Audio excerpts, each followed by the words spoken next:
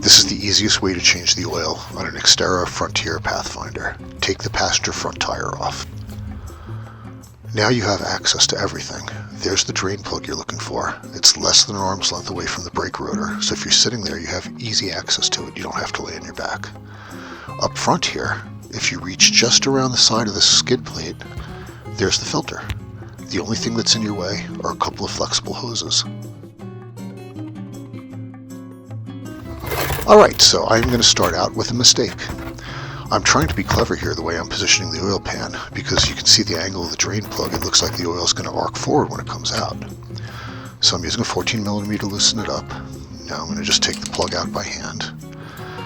And when the plug does come out, you'll see the oil does in fact arc forward. However, so there it goes. It's going right into the pan.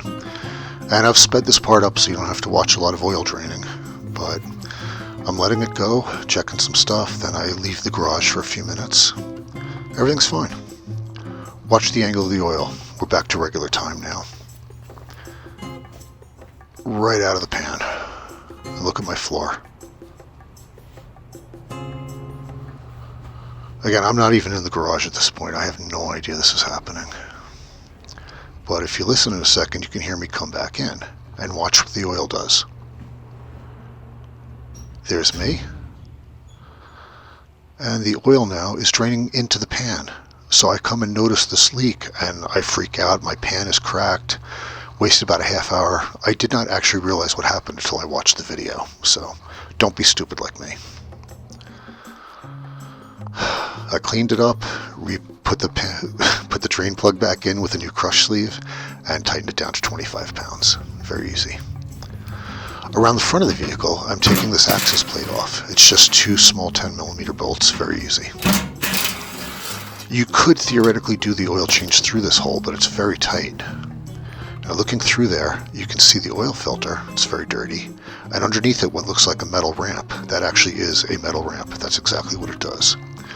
So coming around the side here, it's easy to reach the oil filter. No tools required. You can really get in there with your hand and give it some good tension. And here comes the oil. As soon as the filter gets loose, the oil comes out of the filter edge and down that little ramp and out the access port. I've got my drain pan under there. Everything's fine.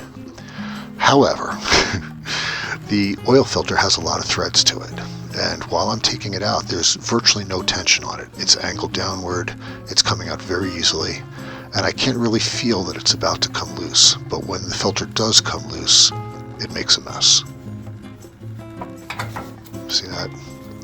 So if you can manage it, try not to let the front of the filter, or I should say the threaded end of the filter, the open end, dip down.